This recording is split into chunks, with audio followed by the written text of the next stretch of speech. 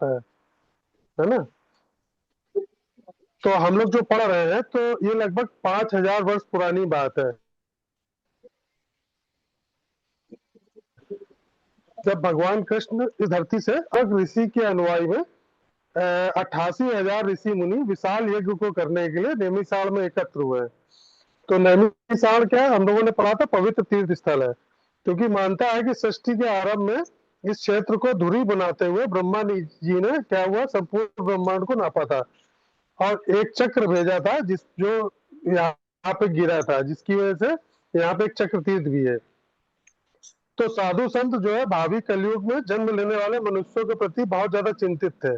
वो चाहते थे उनके कल्याण के लिए इस पवित्र भूमि पे इकट्ठा हो और यहाँ पे यज्ञ करें, हरि नाम यज्ञ, हरि संकीर्तन यज्ञ, हरि नाम संकीर्तन यज्ञ। तो उससे क्या होगा, आसुरी लोगों की शक्ति क्षीण होगी अगर इस स्थान पे हम तप करेंगे तो समस्त शास्त्रों में कलयुग के लिए केवल एक यज्ञ की संस्तुति की है। वो कौन सा है, संकीर्तन यज्ञ। मतलब भगवान श्री हरि के पवित्र नाम और उनकी महिमा का कीर्तन और उनका श्रवण करना। इसलिए यहाँ जो ऋषि मुनि एकत्रित थे, उन्होंने ये निश्चय किया कि हम 1,000 वर्ष तक यहाँ पे कृष्ण कथा सुनेंगे बैठ के। तो एक दिन क्या, सुबह सुबह प्राचीन काल कार्यों से निवृत्त होने के बाद अग्निहोत्र यज्ञ किया उन्होंने। उसके बाद सब ऋषि मुनियों ने वहां पे सूत गोस्वामी को सम्मान पूर्वक व्यास आसन पर विराजित किया। फिर उनसे 6 प्रश्न पूछे। ऋषियों ने कहा उनसे कि हे सूत गोस्वामी, आप आदर्श तथा आज्ञाकारी शिष्य होने के कारण अपने अपने गुरुवर्ग से संपूर्ण ज्ञान तथा उसकी कृपा प्राप्त किए। तो कृपया हमें बताइए कि आपके अनुसार किस कार्य में जनमानस का परम कल्याण हो सकता है। क्योंकि कलयुग में लोगों की आयु अत्यंत कम है, साथ ही झगड़ालू होंगे, आलसी होंगे, भ्रमित होंगे, दुर्भाग्य होंगे और सदैव उद्विग्न रहेंगे। तो भिन्न भिन्न शास्त्रों में उनके लिए विभिन्न कर्तव्यों का उल्लेख मिलता है। शिक्षाओं का सार निचोड़कर हमारे समक्ष प्रस्तुत करें। इससे समस्त प्राणी जगत का परम कल्याण होगा और उनके हृदय पूरी तरह से संतुष्ट हो जाएंगे। हे सूत गोस्वामी, आप जानते हैं कि इसी उद्देश्य की पूर्ति के लिए भगवान श्री कृष्ण ने देवकी के गर्भ से जन्म लिया और एक मनुष्य का रूप लेकर धरती पर अनेक लीलाएं की। हम उनके विषय में सुनने के लिए अत्यंत आतुर हैं। तो हम लोगों ने यहाँ तक अभी तक पढ़ा है। अब नवे श्लोक से हम लोग पढ़ेंगे, फिर उसके बाद बाकी चीजें आगे आएंगी, है ना। तो नवा कौन पढ़ेगा? हरे कृष्ण। पढ़ रहे हैं। ये वाला श्लोक तो नहीं है, धर्म से जी तत्र पढ़िए। तत्र वाला है। एक सेकंड। 9th यही है ना, धर्म से। नहीं, इसमें तो ये है, तत्र तत्र अंजसा आयुष्मना।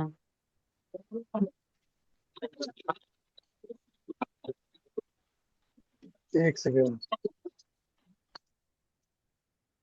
पढ़िए, आपके पास बुक है? हाँ। हाँ पढ़िए, तत्र उससे पढ़िए। तत्र तत्र अंजसा आयुष्मना भवता यत् विनिश्चितं पुंसाम एकांततः श्रेया तत् न शंसि तुम अहर्षि। अनुवाद। अतएव दीर्घायु की कृपा प्राप्त आप सरलता से समझ में आने वाली विधि से हमें समझाइए कि आपने जन साधारण के समग्र एवं परम कल्याण के लिए क्या निश्चय किया है। तात्पर्य। भगवत गीता में आचार्य की पूजा की संस्तुति की गई है। आचार्य तथा गोस्वामी निरंतर जन साधारण के कल्याण, विशेष रूप से उनके आध्यात्मिक कल्याण के विचारों में लीन रहते हैं। आध्यात्मिक कल्याण होने पर भौतिक कल्याण स्वतः हो जाता है। अतएव आचार्य गण सामान्य जनता को आध्यात्मिक कल्याण के लिए उपदेश देते हैं। इस कलयुग या कलह प्रिय लोह युग की अक्षमताओं को देखते हुए मुनियों ने सूत गोस्वामी से प्रार्थना की कि वे सारे शास्त्रों का निचोड़ प्रस्तुत करें, क्योंकि इस युग के लोग सभी प्रकार से प्रतीत हो गए हैं। अतः मुनियों ने समग्र कल्याण की जिज्ञासा की, यही लोगों का परम कल्याण है। इस युग के लोगों की पतित अवस्था का वर्णन निम्नलिखित प्रकार से हुआ है। 9th हो गया कंप्लीट। लगा दिया उसको। 10th पढ़ना है तो क्या पढ़ना अब है? देखिए, इसमें हम लोगों को क्या देखना है। नहीं, पहले 9th कंप्लीट कर लें, है ना। तो इसमें देखिए सही धर्म का मार्ग कैसे चुने। जो श्लोक का तात्पर्य क्या है कि कलयुग के लिए, मनुष्य के लिए, कलयुग के मनुष्यों के लिए ऋषियों ने जो प्रमाणिक उत्तर दिया है, तो हमको क्या देखना है, क्या सही धर्म का मार्ग चुनना आसान होता है क्या। तो जो ये प्रसंग चल रहा है, ये केवल एक संवाद नहीं है, बल्कि हर युग के मुनादी जो ऋषि हैं, सूत गोस्वामी को आसन पर विराज कर उनकी प्रशंसा करते हुए उनसे प्रश्न करने की तैयारी कर रहे हैं। तो ये प्रशंसा जो कर रहे हैं, ये केवल औपचारिकता नहीं है, ये उस स्तर की भूमिका है जिसका प्रतीक्षा केवल ऋषि नहीं कर रहे हैं, बल्कि आगे आने वाली पूरी मानवता है। तो इसमें कह रहे हैं ऋषि मुनि कि आप दीर्घायु हैं, सूत गोस्वामी से कृपा पात्र हैं और शास्त्रों के मर्म को भली बात जानते हैं। तो कृपया हमें ऐसी विधि बताइए जो जन साधारण के समग्र एवं परम कल्याण का मार्ग हो।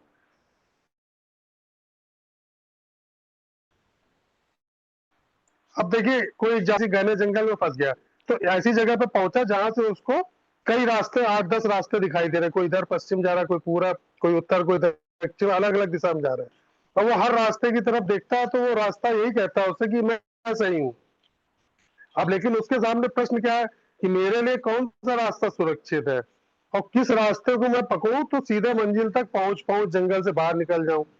तो आजकल के जो मनुष्य हैं, हम लोग जो है कलयुग के मनुष्य, वो हमारी स्थिति ठीक उसी प्रकार है। क्यों उसी प्रकार है? देखिए हमारे सामने पचासों तरह के धर्म है, कोई कहता हमारा धर्म सही है, कोई कहता हमारे विचार सही है, पर उनके सबके हजारों तरह के विचार हो जाते हैं, सबके अपने अपने दर्शन हो जाते हैं। अब हम लोग क्या भ्रम की स्थिति में फंस जाते हैं। कोई कहता है कि एकत्व हो जाओ ईश्वर में, है कोई कहता है मैं ब्रह्म कुमारी हूँ, कोई कहता है मैं ये हूँ, मैं परम गुरुदेव हूँ, कोई कहता है भगवान की मूर्ति पूजा ना करो, निराकार की पूजा करो, सबके अंदर परमात्मा के दर्शन करो, हम सब भाई बहन है।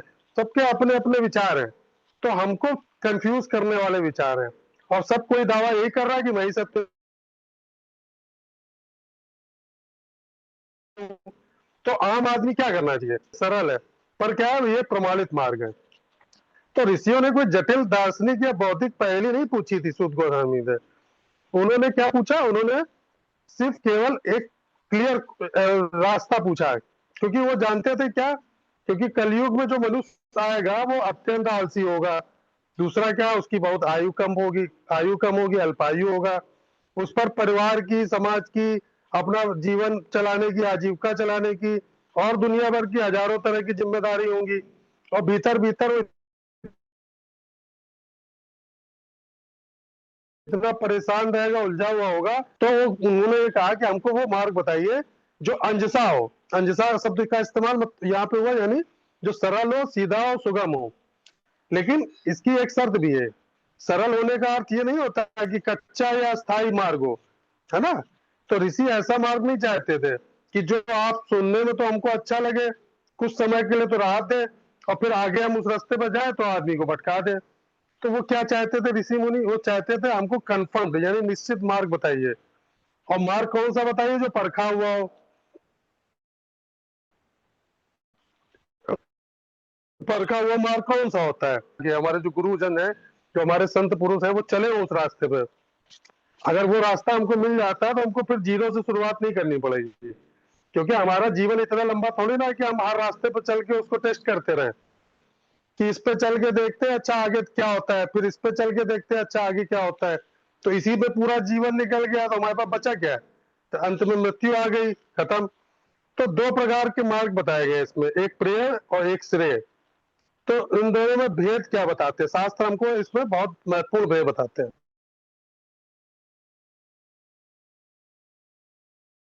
क्या बताते हैं? प्रेम मार्ग क्या होता है हमको? इस मार्ग पे चलने पे हमको नौकरी भी है, मेरे पास घर भी है, गाड़ी भी है, हमारे पास सुख सुविधा भी है, हमको इंद्रिय तृप्ति भी करने के लिए मिल रही है और सुख भी मिल रहा है, चाहे भले वो क्षणिक सुख हो। तो एक तो मार्ग ये हो गया जो ज्यादातर लोग पकड़ते हैं। दूसरा श्रेय मार्ग होता है जो वास्तव में हमारा भला करता है। वही मार्ग हमको आत्मा को जन्म मरण के चक्र से मुक्त करता है। और तीसरा क्या, इसी मार्ग पे चल के हमको आगे परमात्मा से मुलाकात हो सकती है, साक्षात्कार हो सकता है। तो भगवान कृष्ण ने हमसे प्रेय नहीं मांगा है, प्रेय मार्ग नहीं कह रहे हैं, वो कह रहे हैं श्रेय मार्ग चुनो, यानी प्रेम जो आत्मा को उसकी पहचान लौटाए और जो हमारे दुख की निवृत्ति कर दे, किस तरह से स्थायी स्थायी निवृत्ति कर दे, है ना, टेम्परेरी नहीं। तो प्रेम मार्ग क्या है, बांधने वाला है, चाहे सुख से चाहे दुख से। और श्रेय मार्ग क्या करता है, मुक्त करता है हमको।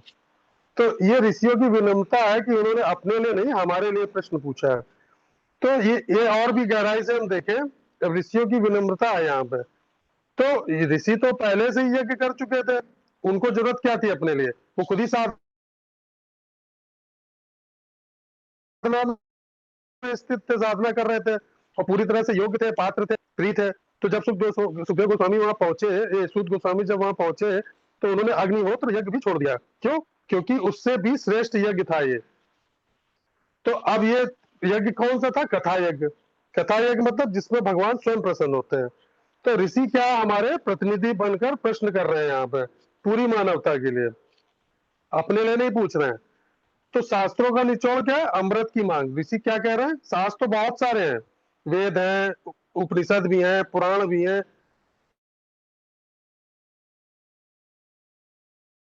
असंख्य ग्रंथ भी हैं, लेकिन आप हमको वो चीज दीजिए, है ना।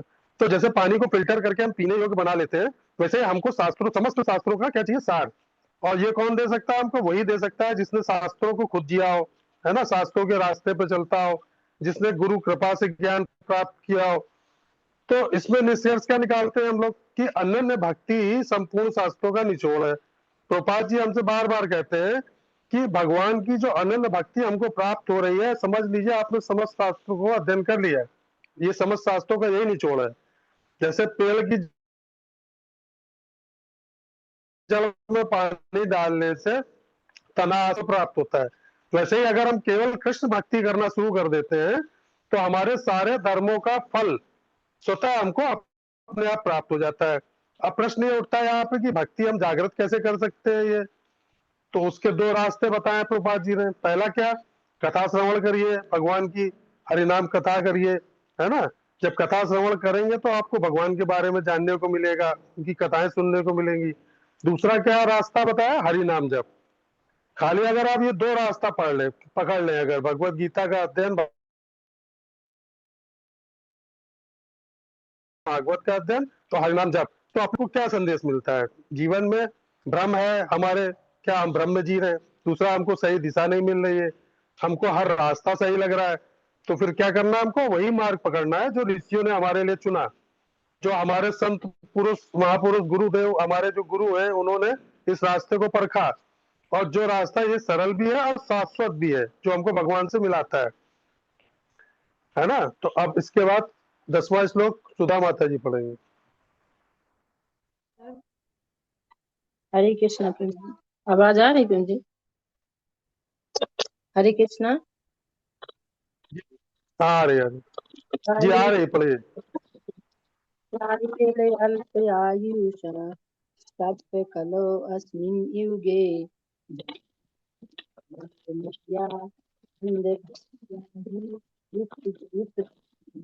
हे दुर्योधन, कलि के इस लौह युग में लोगों की आयु वे झगड़ालू, आलसी, पथभ्रष्ट, अभागे होते हैं तथा साथ ही साथ सदैव विचलित रहते हैं। तात्पर्य श्रील प्रभुपाद के द्वारा श्रील प्रभुपाद की जय। भगवत भक्त सामान्य जनों की आध्यात्मिक उन्नति के लिए सदैव चिंतित रहते हैं। जब नैमी शरण के मुनियों ने इस कलयुग के लोगों को अवस्था लेकर किया, तो उन्होंने देखा कि उनकी आयु कम है। कलयुग में आयु कम होने का कारण अपर्याप्त आहार नहीं और अपितु अनियमित आदतें हैं। आदतों को नियमित करके तथा सादा भोजन करके कोई भी व्यक्ति अपना स्वास्थ्य बनाए रख सकता है। अधिक भोजन करना, अधिक इंद्रिय तृप्ति, दूसरे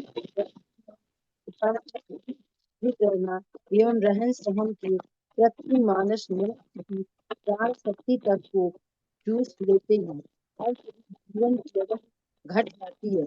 इस युग के लोग न केवल भौतिक दृष्टि से अपितु आत्म साक्षात्कार के मामले से में भी अत्यंत आलसी हैं। यह मनुष्य जीवन विशेष रूप से आत्म साक्षात्कार के लिए मिला है अर्थात मनुष्य को जानना चाहिए कि मैं क्या हूँ, संसार क्या है और परम सत्य क्या है।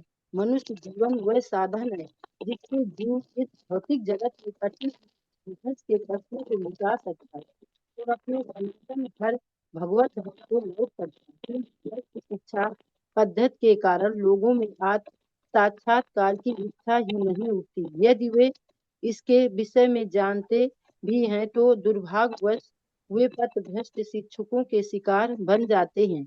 इस युग में लोग न केवल विभिन्न राजनीतिक वर्गों तथा दलों के शिकार हैं, अपितु विभिन्न प्रकार के समूह से भी ग्रस्त हैं, जैसे कि सिनेमा, खेल-कूद, जुआ, क्लब, संसारी पुस्तकालय, बुरी संगत, धूम्रपान, मदिरा पान, छलावा, चोरी, मनमुटाव आदि राजभरों का अनेक दुष्टाओं के कारण उनके मन सदैव विचलित एवं चिंताओं से ग्रस्त रहते हैं। इस युग में अनेक धूर्त लोग अपने अपने धार्मिक पंथ खड़े कर देते हैं जो किन्हीं शास्त्रों पर आधारित नहीं होते और प्रायः ऐसे लोग ही हैं जो हिंदी तफ्ती के व्यसनी हैं। ऐसी संस्थाओं के प्रति आकृष्ट होते रहते हैं। फलस्वरूप धर्म के नाम पर अनेक पाप कर्म किए जाते हैं, जिसके कारण लोगों को न तो मानसिक शांति मिल पाती है, न स्वास्थ्य लाभ हो पाता है।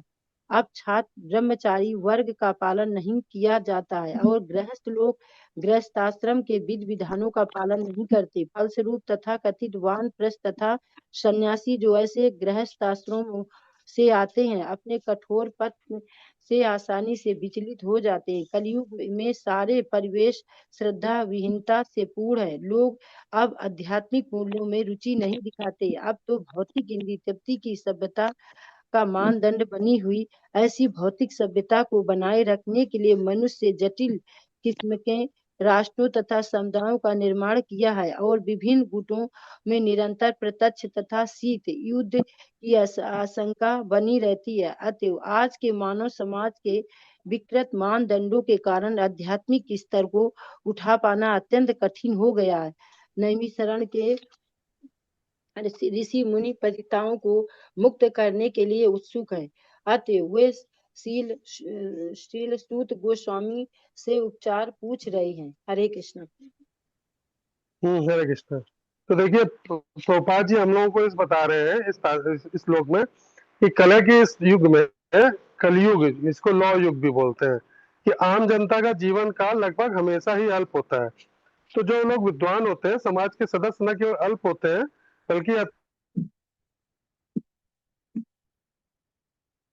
अत्यंत आलसी है, गुमराह होने वाले हैं, विचलित रहते हैं। तो भगवान के भक्तों का विशिष्ट गुण क्या होता है कि वे हमेशा जनता के उत्थान यानी पब्लिक की भलाई के लिए तत्पर रहते हैं। तो नैमिषारण्य में ऋषि जो थे उन्होंने कलयुग के लोगों की स्थिति का इसमें विश्लेषण किया। फिर उन्होंने अपने अनुभव से और दूरदर्शिता से ये देखा कि जो आगे आने वाला युग है इसका जीवन, मनुष्य का जीवन क्या अत्यंत अल्प होगा और पर्याप्त भोजन नहीं मिलेगा, उनको पौष्टिक भोजन की कमी हो जाएगी। और क्यों होगी? क्योंकि उनकी आदतें बहुत गलत हो जाएंगी, अनियमित, यानी टाइम से सोना नहीं, टाइम से उठना नहीं, है ना, इस तरह का भोजन ना करना, आदतें नियमित नहीं होंगी। और सादा और पौष्टिक भोजन क्या होता है, किसी भी समान व्यक्ति को भी स्वस्थ बना के रख सकता है। तो अधिक भोजन जब खाएंगे तो भोग विलास भी ज्यादा करेंगे और जीवन स्तर दूसरों की दया पर निर्भर रहेगा। तो जो अधिक निर्भरता हो जाएगी मनुष्य की प्रगति के ऊपर, तो वो ऊर्जा को नष्ट कर देगा और इस प्रकार उसका धीरे धीरे जीवन काल अत्यंत अल्प होता चला जाएगा। तो इस युग के लोग जो होंगे न केवल आत्म साक्षात्कार के मामले में बल्कि भौतिक अपने आध्यात्मिक अरे मंदिर में बहुत जरा सा भी ये विचार नहीं हुआ कि हमें भगवान की प्राप्ति चाहिए। तो मानव जीवन हमको विशेष रूप से आत्म साक्षात्कार के लिए मिला है ना। हमको क्यों मिला है? कि भगवान के बारे में जानो, ये जानने के लिए कि हम कौन है, ये संसार क्यों बनाया भगवान ने, और परम सत्य क्या है। हरे कृष्णा। आवाज किसकी आ रही? हाँ, परम सत्य क्या है। तो ये जीवन भौतिक अस्तित्व के दुख, जीवन संघर्ष का अंत और ईश्वर का धाम प्राप्त करना, जो हमारा शाश्वत घर है, उसके लौटने के लिए हमको दिया गया मनुष्य जीवन।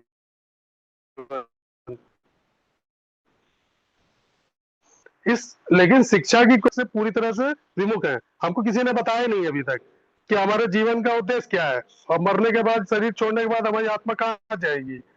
तो यदि उनको इस बारे में पता भी चल जाए तो वो क्या, हमारे जो तथाकथित गुरु हैं, हमारे तथाकथित नेता हैं, उनकी बातों में आ जाते हैं लोग।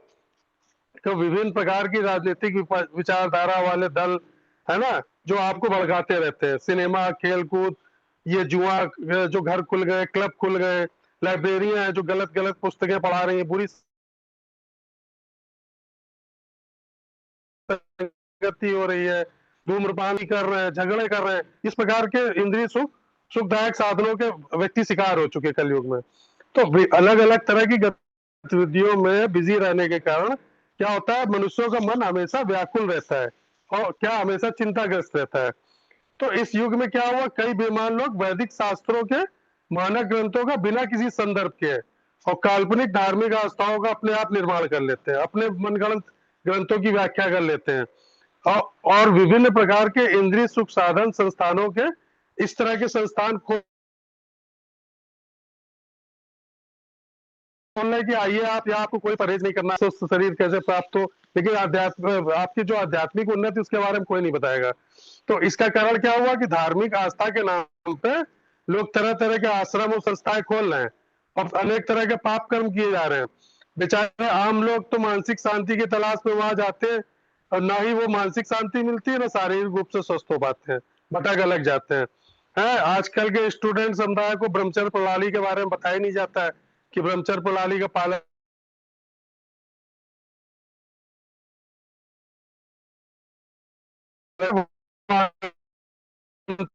आश्रम के बारे में, गृहस्थ आश्रम के बारे में कोई नहीं बताता। और जो सन्यासी इस मार्ग पर चलते भी हैं वो खुद ही भटके हुए, तो हमको क्या बताएंगे वो। तो पूरा वातावरण जो कलयुग का है वो चारों तरफ अविश्वास से भरा हुआ है ना। आध्यात्मिक मूल्यों की आवश्यकता में कोई रुचि नहीं रखता, अपनी आध्यात्मिक उन्नति की किसी व्यक्ति को इंटरेस्ट नहीं है। भौतिक और इंद्रिय सुख जो है आजकल सभ्यता का मानक बन गए केवल। तो भौतिक सभ्यता को बनाए रखने के लिए उन्होंने बहुत सारे समूह बना लिए लोगों ने, है ना। और उन समूह में वो आपस में इकट्ठा होते हैं और मनमानी जो है अपनी व्याख्या करके अपने हिसाब से अपने आप को उसी रास्ते पर लेके चले जाते हैं। तो उलझन से निकालने का बहुत चिंतित है और वो सूत गोस्वामी से इस श्लोक में उपाय मांग रहे हैं। 11वां श्लोक कौन पढ़ेगा?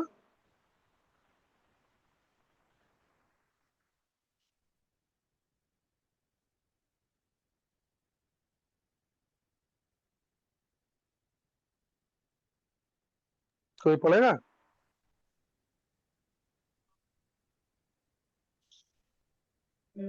हरे कृष्णा। हरे कृष्णा प्रभु जी, कोई पढ़े तो पढ़ो। हाँ आप पढ़ लीजिए, कोई नहीं पढ़ रहा तो। यस, हरे कृष्णा। भूरिडे भूरि कर्माणि श्रोत व्यानि विभागसा अता साधु अत्र यत् सारं समुद्धत मनीषिया हुई भद्राय भूतानाम एन आत्मा सुप्रसिद्धति। शास्त्रों के अनेक विभाग हैं और उन सब में अनेक नियमित कर्मों का उल्लेख है, जिनके विभिन्न प्रभावों को वर्षों तक अध्ययन करके ही सीखा जा सकता है। अतः हे साधु, आप कृपया आप इन समस्त शास्त्रों का सार चुनकर समस्त जीवों के कल्याण हेतु समझाइए, जिससे उस उपदेश से उनके हृदय पूरी तरह तुष्ट हो जाए। तात्पर्य शिला प्रभुपाद के द्वारा शिला प्रभुपाद की जय। आत्मा अथवा स्व को पदार्थ तथा भौतिक तत्वों से पृथक माना जाता है। इसका स्वरूप स्वभावतः आध्यात्मिक है, अतः यह किसी भी परिणाम के भौतिक आयोजनों से तुष्ट नहीं होता। संपूर्ण शास्त्र तथा आध्यात्मिक उपदेश इसी आत्मा की तुष्टि के निमित्त है। विभिन्न कालों तथा विभिन्न स्थानों में नानाविध जीवों के लिए अनेक प्रकार के उपायों की संस्तुति की जाती है। फलस्वरूप प्रामाणिक शास्त्रों की संख्या अनगिनत है। इन शास्त्रों में विभिन्न विधियों तथा नियमित कर्मों का विधान है। इस कली काल में सामान्य जनता की पतित अवस्था को ध्यान में रखते हुए नैमी शरण के मुनियों ने श्री सूत गोस्वामी के से अनुरोध किया कि वे इन समस्त शास्त्रों का सार कह सुनाएं, क्योंकि इस युग में पतिताओं के लिए वर्णाश्रम पद्धति में इन विविध शास्त्रों के उपदेशों को पढ़ना तथा समझ पाना संभव नहीं है। मनुष्यों को आध्यात्मिक स्तर तक उठने के लिए वर्णाश्रम वाले समाज को सर्वोत्कृष्ट संस्था माना जाता है, किंतु कलयुग के कारण इन संस्थाओं के विधि विधानों को पूरा कर पाना संभव नहीं रह गया है। न ही जन साधारण के लिए वर्णाश्रम संस्था द्वारा प्रतिपादित विधि के अनुसार अपने अपने परिवारों से संबंध विच्छेद कर पाना संभव है। सारा परिवेश विरोध से व्याप्त है। इस पर विचार करते हुए यह देखा जा सकता है कि इस युग के सामान्य जनों का आध्यात्मिक उत्थान अत्यंत कठिन है, जिस कारण से मुनियों ने इस विषय को श्री सूत गोस्वामी के समक्ष रखा। उसकी व्याख्या अगले श्लोकों में की गई है। हरे कृष्ण प्रभु। हरे कृष्ण। तो देखिए इस श्लोक में क्या बता रहे हैं कि देखिए ज्ञान तो बहुत है, लेकिन हमको क्लैरिटी क्यों नहीं है। वो कौन से 3 कारण हैं जो हमको आगे बढ़ने से रोक रहे हैं। तो हम लोग क्या किस चीज के शिकार हैं आजकल कलयुग में, पता है? हम लोग इंफॉर्मेशन और सिटी के शिकार हैं, क्योंकि आज का जो युग है ना, इसमें नॉलेज तो बहुत ज्यादा है, पर उसमें किसी भी नॉलेज में क्लियरिटी क्यों नहीं है। क्यों? इसका कारण है कि जानकारी की कमी नहीं है, बल्कि उसकी बहुत ज्यादा अधिकता हो चुकी जानकारी की। तो ये भी एक तरह की ओबेसिटी, यानी इंफॉर्मेशन ओबेसिटी बोलते हैं इसको। ये समस्या बन चुकी है। और इंफॉर्मेशन हम लोग कहाँ से लेते हैं? 80% लोग गूगल से लेते हैं, 70% लोग यूट्यूब से, और बाकी व्हाट्सएप से, एक दूसरे से, है ना। और बाकी जो मार्केट में जो फर्जी पुस्तकें जो अवेलेबल है, उसके बदौलत हम जानने की कोशिश करते हैं। क्या क्या जानते हैं हम लोग? पहला, जल्दी कैसे उठना, जो है सोशल एक्टिविटीज जो आपको इसको सेमिनार में पैसे लेके सिखाते हैं कि आपको खुश कैसे रहना है। फिर दूसरा, आपको सिखाएंगे पैसे कैसे कमाने हैं। फिर आपको सिखाएंगे आपको अपने पैसे का इन्वेस्टमेंट कैसे करना है। तो इस तरह के इंफॉर्मेशन देने वाले बहुत ज्यादा हैं। फिर भी क्या है, हमारे मन में बेचैनी और भ्रम बना रहता है। क्यों? उसका कारण क्या है?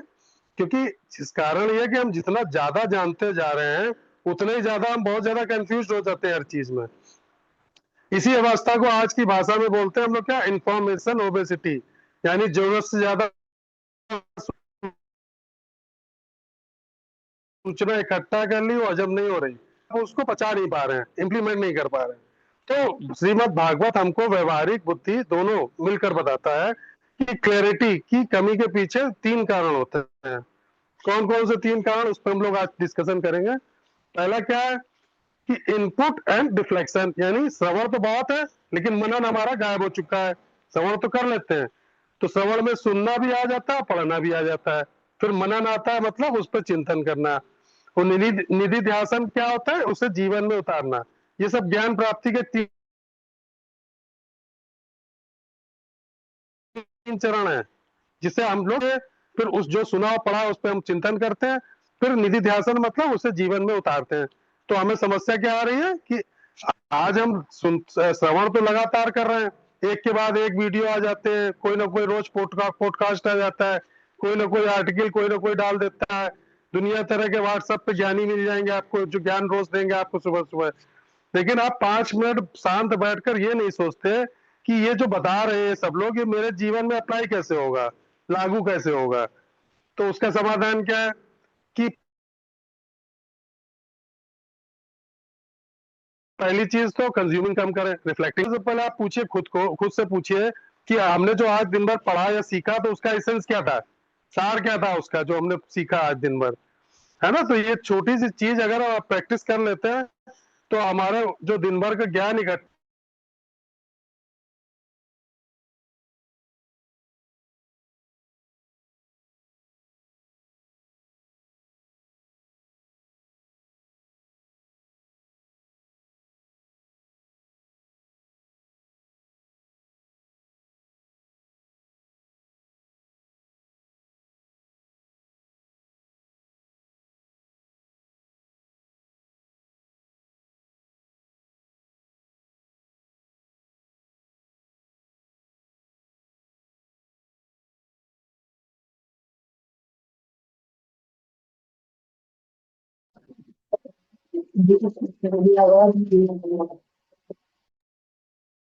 शंभू जी आवाज नहीं आ रही है।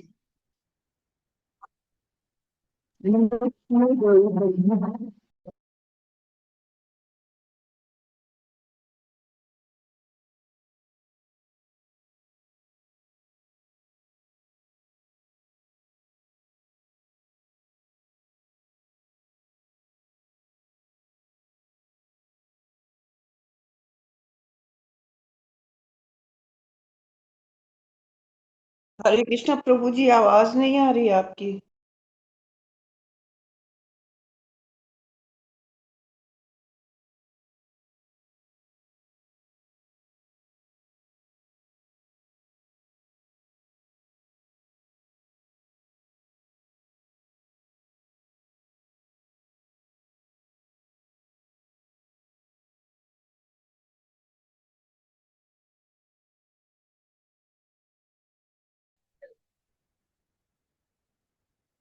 हाँ, हरे कृष्णा।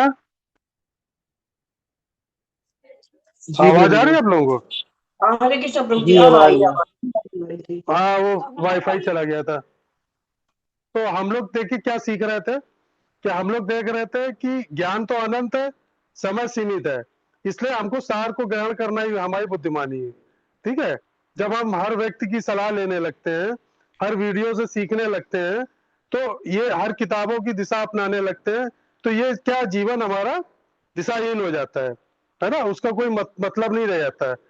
तो हमको क्या समाधान क्या है इसका ढूंढा, कि जीवन की जो हमारी वर्तमान समस्या है उसके अनुसार हमको ज्ञान को चुनना है।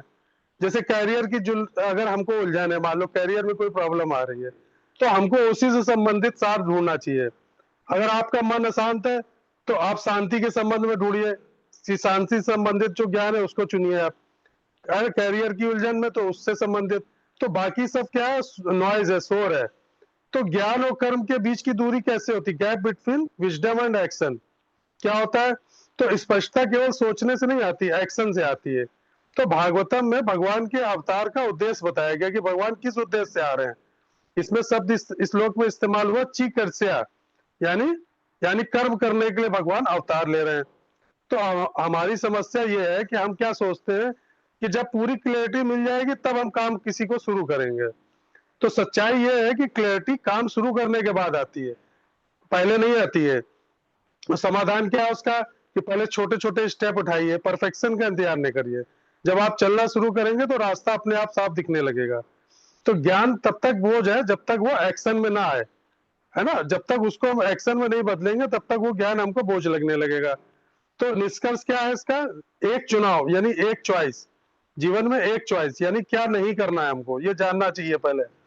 तो जब व्यर्थ की सूचनाओं को हम छोड़ देते हैं ग्रहण करना, सिर्फ केवल इंपॉर्टेंट चीज को ग्रहण करते हैं, तो केवल सार पे मतलब इसेंस केवल देखिए कि ये जो बोल रहे हैं इसका इसेंस क्या है, उस पर आपको माइंड अपना फोकस करना है।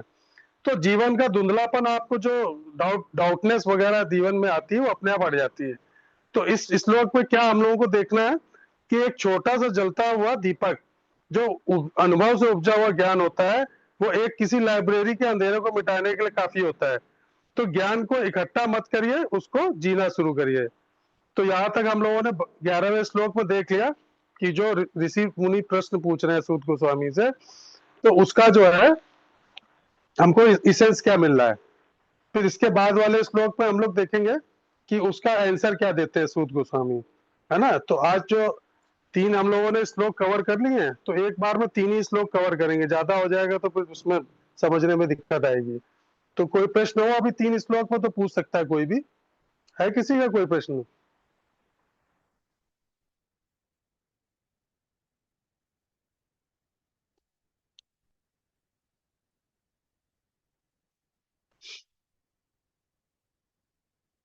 अच्छा, आप लोग एक मिनट कैमरा ऑन करिए, कुछ बात करनी है आप लोगों से। सब लोग कैमरा ऑन करिए।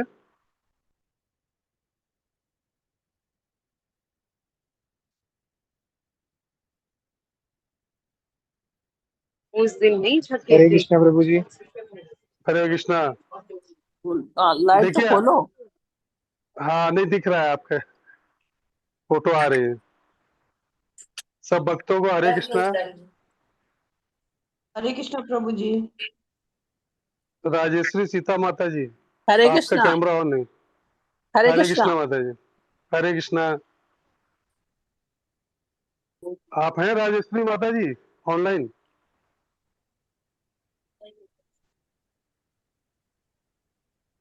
आवाज ही नहीं जा रही होगी। देखिए, सबसे पहले तो मेरा एक निवेदन आप लोगों से ये है, आवाज आ रही है आप सब लोगों को? हाँ, आ रही है थोड़ा थोड़ा। देखिए, हाँ, सबसे पहले तो ये कि देखिए, हफ्ते में एक दिन हम लोग भागवत लेते हैं, है ना, बहुत इंपॉर्टेंट टॉपिक है।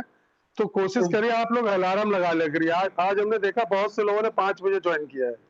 आधी क्लास निकल चुकी थी, 2 श्लोक हो चुके थे, तब ज्वाइन किया है। तो अगर रिमाइंडर लगा लेंगे ना, तो व्हाट्सएप पे भी आपको, जूम पे भी रिमाइंडर मिलता है। तो आप लोग रिमाइंडर लगा लीजिए, तो उससे क्या होगा ना कि उससे फिर से एबीसीडी नहीं शुरू करनी पड़ेगी, और बहुत सारी चीजें निकल जाती है स्टार्टिंग में। हम लोग टाइम से शुरू कर देते हैं, खत्म टाइम से कर देते हैं, है ना। तो उसका टाइम सेट है, 1 घंटे का स्लॉट होता है हम लोगों का। तो ज्यादा अगर खींचेगा लंबा तो फिर वो अपने आप ऑटोमेटिक कट हो जाएगा। तो कोशिश करिए कि आप लोग रिमाइंडर लगा के ठीक 4:30 पे ज्वाइन कर लिया करिए। अच्छा, दूसरी चीज, जो हमने कल पेपर डाला था, तो उसमें से कितने लोगों ने आंसर दिए हैं? आप लोग हैंड रेस करिए जरा, अरे कितने भैया लोगों ने हम आंसर भेजे हैं? तो भाई अभी नहीं भेजा। किसी ने दिए, भेजे हैं? बताइए, जिसने भेजे हो तो हैंड रेस कर दीजिए अपना, क्योंकि बाकी लोगों ने भेजे ही नहीं है। क्या? सॉरी प्रभु जी, मैंने नहीं भेजा है। हाँ, हमें पता है किसने नहीं भेजा, इसीलिए पूछ रहे हैं ना। सिर्फ 2 अरे लोगों ने नहीं भेजे हैं आंसर, बाकी किसी ने नहीं भेजे हैं। देखिए, हर बार हम आप लोगों को रिमाइंड नहीं करेंगे कि पर्सनल व्हाट्सएप करें कि आंसर भेजिए, तब आप लोग आंसर भेजें। तो ऐसा करते हैं, आज के बाद फिर हम पेपर लेंगे नहीं, ठीक है? इस बार लास्ट था, अब आगे आप लोग परेशान ना होइए, किसी को पढ़ने की जरूरत नहीं है, क्योंकि आप लोगों को बर्डन लगता है कि इतना काम है और प्रभु जी क्वेश्चन आंसर दे देते हैं, फिर से पढ़ो बैठ के, फिर आंसर भेजो, है ना। तो पिछली बार भी हमने देखा केवल 10 लोगों ने भेजे थे आंसर, है ना। और इस बार तो खाली किसी ने भेजे ही नहीं, 2 लोगों ने भेजे हैं, और इसलिए हमने किसी को रिमाइंड नहीं कराया इस बार। हमने कहा ठीक है, अपने आप जो भेजता है ठीक है, देखते कौन कौन सिंसियर है। मेरा तो आया सिर्फ है केवल प्रभु जी, मेरा आया है। नहीं आया, नहीं आया, प्रखर अभी का भेजा है आया। हमने 15 मिनट पहले, 20 मिनट पहले नहीं, भेजा। अब अभी 15 मिनट पहले नहीं देखा हमने, अच्छा 12 बजे तक का टाइम था ना। अच्छा हाँ, तो अच्छा। प्रखर का और रंगीनी माता जी ने भेजा, केवल किसी ने नहीं भेजा है। इस बार सुधा माता जी भी नहीं भेजा, किसी ने नहीं भेजा। तो आप लास्ट था ये, अब हम नहीं भेजेंगे, आप लोग परेशान ना होइए, भेजेंगे ठीक है? प्रभु जी, टाइम में नहीं मिल पाया, हाँ भेजेंगे। भेजे तो हाँ, तो वो हम आप रिमाइंड कहाँ तक करें, सबको एक एक को रिमाइंड कराएंगे भेजो भेजो, तो वो पॉसिबल नहीं है ना। लेकिन 2 दिन का समय कम नहीं होता है, वो बहुत टफ नहीं था इस बार पेपर। जिन्होंने भेजा उन्होंने 24-24 सही बताया दोनों लोगों ने, है ना। तो ऐसा नहीं है कि बिना पढ़े थोड़ा सा देख लेते तो कोई दिक्कत नहीं है। उससे क्या होता है, रिमाइंड हो जाता है एक बार ना। आप लोग अगर उससे क्या, पहला श्लोक भूल गए होंगे लोग क्या पढ़ाया गया, तो अब अगर आप देखते हैं क्वेश्चन सॉल्व करते हैं, तो उसमें अपने आप आपको पता चल जाता है पहले श्लोक में क्या पढ़ाया गया था, है ना। तो 2 चीजें ध्यान रखिए, एक तो आप लोग जपा जरूर अपडेट करिए, जो एक माला भी कर रहा है तो जरूर करिए, वो बहुत जरूरी है। क्योंकि मंदिर में लोग देखते हैं, वहां पे हमारे जो श्याम रसिक प्रभु हैं, तो वो देखते हैं कौन कौन डिवोटी जो है इसमें सिंसियर है, जो डेली अपडेट करता है। तो कुछ लोग तो हमारे मंदिर के ही हैं, दीक्षित भक्त, जो लोग डालते हैं, तो उनका इतना इंपॉर्टेंट नहीं, नए लोगों को जरूर डालना चाहिए। उनका तो सबको पता है कि ये लोग करते हैं, है ना। अब रोज डालना है तो उसमें भूलने का कोई मतलब ही नहीं। जब 16 माला कंप्लीट हो जाए, 16 माला डाल दीजिए, जिसकी 4 हो जाए 4 डाल दीजिए, है ना। तो ये हमको क्या, आध्यात्मिक प्रगति में हमारे ये बहुत सहायक होगा आगे। ऐसा नहीं है कि हम अपने लिए कहते हैं आपसे कि इसमें कोई अवार्ड मिलना हो, कुछ नहीं है, ऐसा नहीं है। लेकिन ये पता चलता है कि जो लोग क्लास कर रहे हैं तो उनकी कितनी प्रोग्रेस हो रही है। अरे जो लोग भाई सीनियरिटी है, 32 माला कर रहे हैं, कोई दिक्कत नहीं। कोई 6 कर रहा है, 5 कर रहा है, 4 कर रहा है, कुछ भी कर रहा है, लेकिन डालिए जरूर। नहीं कर पा रहे हैं तो उस दिन देख दिया कि आज प्रभु जी माला जप नहीं हो पाया, बस बात खत्म हो गई। या एक माला कर पाए रात तक, कोई दिक्कत नहीं है उसमें, है ना। तो ये 2 चीज हमको भगत में, भक्ति में बहुत ज्यादा प्रोग्रेस करेगी आगे। तो अगर आप लोगों के पास टाइम हो तो थोड़ी एक कथा ले लें हम लोग, जी और प्रभु नहीं जी। तो समाप्त करें, जी है। जी। जी ठीक तो है आप प्रभु जी जी। लोगों प्रभु ने जी ले लीजिए। कितने लोगों ने राजा नप की कथा सुनी है? राजा नल की कथा सुनी किसी ने जी प्रभु द्वारका जी। में? जी जी। हाँ, तो आज उसी के हम लोग डिस्कशन करते हैं, है ना? हरे कृष्णा। तो हम लोग इसमें जो कथा आज कर रहे हैं वो 10वें अध्याय की है। तो इसमें हमको ये देखना है कि कर्म का जो नियम होता है ना, वो प्रत्येक व्यक्ति को दुख के जाल में किस तरह से बांधता है। तो हम लोग जो जीवन में कर्म कर रहे हैं, तो ऐसा नहीं कि आज जो कर्म कर रहे हैं उसका फल हमको मिलता है।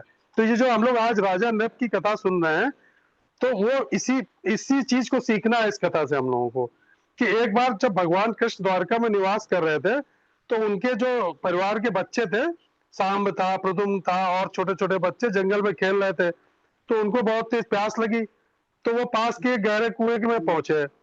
तो वो दौड़े पानी पीने के लिए कुएं की ओर, देखा तो कुआं सूखा हुआ था। तो उनको आश्चर्य हुआ कि कुएं की तलहटी में एक विशाल गिरगिटान, बहुत डिफरेंट कलर का, तो इतना बड़ा उसमें पड़ा हुआ था कुएं में, जितना बड़ा पहाड़, छोटा पहाड़ हो। तो उनको बड़ा आश्चर्य हुआ, उनको दया भी लगी कि इसको कैसे बचाया जाए, कुएं से बाहर निकाले इसको। तो उन्होंने कोशिश की चमड़े की पट्टियों से, रस्सियों से, कि उसको खींच के बाहर निकाले, लेकिन वो इतना भारी था, छोटे थे वो लोग, तो उठा ही नहीं पाए। तो उनको ये लगा कि हम अकेले तो नहीं निकाल पाएंगे इसको, हमको किसी बड़े को बुला के लाना पड़ेगा। तो दौड़ के गए भगवान कृष्ण के पास, द्वारकाधीश के पास, और उनसे बताया कि कुएं में एक बहुत बड़ा गिरगिटान पड़ा है, हम उसको बचाना चाहते हैं, चलिए आप हमारी मदद कीजिए, उसको निकालना है।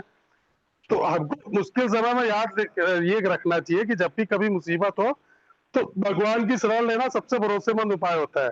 चैतन्य चैतन्यामृत में बताया है कि श्री चैतन्य महाप्रभु का स्मरण करने से सबसे अधिक कठिन से कठिन कार्य भी आसान हो जाते हैं और सरलतम हो जाते हैं।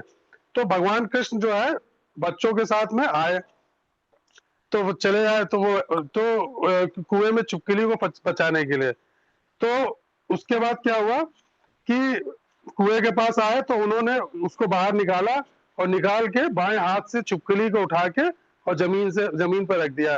तो जैसे ही भगवान ने उसको स्पर्श किया, तो सब लोगों ने देखा कि वो चुपकिली जो है एक सुंदर देवता के रूप में परिवर्तित हो गई। तो बड़ा आश्चर्य हुआ सब लोगों को कि कैसे ये जो है देवता बन गई। तो उन्होंने अपनी कथा बताई कि मैं पिछले जन्म में राजा नरक था, तो मैं बहुत ज्यादा, मेरे पास धन संपत्ति थी और दानशीलता के लिए बहुत ज्यादा फेमस था, मेरे पास असंख्य गायें थी। तो मैंने एक ब्राह्मण को सोने के सींग बनवा के और गाय उसमें दी उपहार में, दान में, और खुर उनके चांदी से मड़े थे और सुंदर माला और रेशम से सजी हुई थी। तो क्या हुआ कि पता नहीं कैसे जो झुंड दिया था उन्होंने गाय का, उसमें से वो एक गाय उनके महल में वापस आ गई, उसी झुंड, दूसरे झुंड में शामिल हो गई, उनको पता नहीं चला। तो उन्होंने वो सारा गायों का झुंड जो है दूसरे ब्राह्मण को दे दिया। अब इस बात का पता जब पहले ब्राह्मण को पता चल गया, तो राजा नग के पास आया, बोला राजा तू जो है धर्म के नाम पे तू झूठ बोलता है, तूने मुझे दान करने के बाद मेरी गाय चुरा के और दूसरे ब्राह्मण को दान कर दी। तो ये बहुत बड़ा अपराध था उस समय के हिसाब से। तो राजा को अपनी गलती का एहसास हुआ, लेकिन वो जानबूझ के नहीं किया था। उन्होंने कहा कि इसके बदले में आप और गाय ले लो हमसे और हमको क्षमा कर दो, लेकिन ब्राह्मण समझौता करने को तैयार नहीं हुआ। तो अब ये राजा उस ब्राह्मण से गाय वापस मांग नहीं सकते थे, तो काफी वो ब्राह्मण नाराज हो गया कि ये जान के कि इतने साल से मैं उत्तम धार्मिक आचरण कर रहा हूँ, इसके बाद मैंने एक गलती कर दी, इससे मेरा पूरा जीवन बर्बाद हो गया। तो यही कर्म कांड होता है। तो उन्होंने, ब्राह्मण ने उसको, राजा को श्राप दे दिया कि इसका तुमको दंड भुगतना पड़ेगा। तो जब मृत्यु के बाद राजा नग की मृत्यु हुई, तो यमराज के पास ले गए। तो यमराज ने उनको दो विकल्प दिए कि पहले तो जो तुमने अच्छे कर्म किए, या तो उसका फल भोग लो स्वर्ग में, या फिर जो तुमने गलती की है तो या उसका दंड भोग लो, फिर बाद में तुम स्वर्ग चले जाना। तो राजा नग ने कहा कि जो मैंने गलती की है, तो पहले मैं उसको भोगूंगा, अच्छा कर्म तो मैं बाद में देख लूंगा। तो उन्होंने उसको, यमराज जी ने चुपकली बना के कुएं में डाल दिया। तो भगवान कृष्ण की कृपा से राजा नग का उद्धार किया, क्योंकि उनको पिछले जन्म में एक आशीर्वाद मिला था। तो उन्होंने क्या किया था, पिछले जन्म में राजा नग ने भगवान कृष्ण के भक्त के लिए एक मंदिर बनवाया था, जो श्रीमद भगवत गीता और श्रीमद भागवत की पुस्तकें जो हैं उस मंदिर के बनवा के वितरित की थी। तो भक्त इतना प्रसन्न हुआ था कि उसने राजा नग को आशीर्वाद दिया कि जब भी कभी भविष्य में आपको मौका मिलेगा, आपको एक बार जीवन में भगवान कृष्ण के दर्शन जरूर मिलेंगे और वो आपको स्वयं स्पर्श करेंगे। तो ये आशीर्वाद की वजह से जब भगवान ने उनको छुआ और कुएं से निकाला तो वो देवता के रूप में परिवर्तित हो गए। तो हमको क्या देखना है कि एक तो कर्म फल हमारा जीवन में ऐसा होना चाहिए कि जो हमको किसी भी आगे जाके किसी अन्य योनि में ना डाल दे। तो भगवान के भक्तों का आशीर्वाद जीवन में लेना बहुत जरूरी है। तो उनका दिया हुआ आशीर्वाद आगे जाके हमारे जीवन की दिशा कभी भी बदल सकता है और हमको कृष्ण के निकट ला सकता है। तो कृष्ण के स्पर्श से राजा नक पूर्णतः शुद्ध हो गए और कृतज्ञता व्यक्त करते हुए उन्होंने कहा कि आपके स्पर्श से मेरी भौतिक इच्छाएं धुल गई। तो मैं एक ही वरदान चाहता हूँ कि कहीं भी रहूं आपका स्मरण मेरे जीवन से कभी ना जाए, मैं आपको कभी ना भूलूं। यही मेरे जीवन का परम लक्ष्य होना चाहिए और कृष्ण को सदा स्मरण करना, उन्हें कभी ना भूलना, यही हमारे जीवन का भी परम लक्ष्य होना चाहिए। तो महाभारत में भी भगवान कृष्ण के नाम को सभी सुखों का स्रोत बताया गया है और सभी धार्मिक सिद्धांतों का सार यही है कि हम सदा कृष्ण का स्मरण करते रहें और हमारे जीवन की मनोकामना अपने आप पूर्ण हो जाएंगी। तो जीवन में हमको क्या सीखना, कर्म बहुत जटिल होता है। तो भौतिक उद्देश्य से किए गए अगर हम पुण्य कर्म भी करते हैं ना, तो उसमें भी अगर हमसे कोई गलती होगी तो उसका हमको गलत परिणाम मिल सकता है। दूसरा, भक्ति की शक्ति कि कर्म कांड का कठोर मार्ग अपनाने के विपरीत यदि हम भक्ति का मार्ग अपनाते हैं तो ये क्षमाशील और रक्षा करने वाला होता है, क्योंकि भगवान कृष्ण हमेशा अपने भक्तों की रक्षा करते हैं। और भक्तों के आशीर्वाद का महत्व देखिए इस कथा में कि भक्तों का आशीर्वाद अमूल्य है। अपने वैष्णव का आशीर्वाद हमेशा लेना चाहिए। कब पता नहीं उनकी आशीर्वाद से, उनकी गुरुजनों की कृपा से हमारी साक्षात ईश्वर से मुलाकात हो जाए उनके आशीर्वाद से। तो जीवन का अंतिम लक्ष्य क्या है? कृष्ण को सदा याद रखना और उन्हें हमें कभी नहीं भूलना। ये जीवन की सरपूछ पूर्ण। हरे कृष्णा। तो आज हरे हम लोग कृष्णा। सेशन समाप्त करते हैं, है ना? ठीक है। हरे कृष्णा। हरे कृष्णा। ये हो हरे रही कृष्ण है प्रभु जी।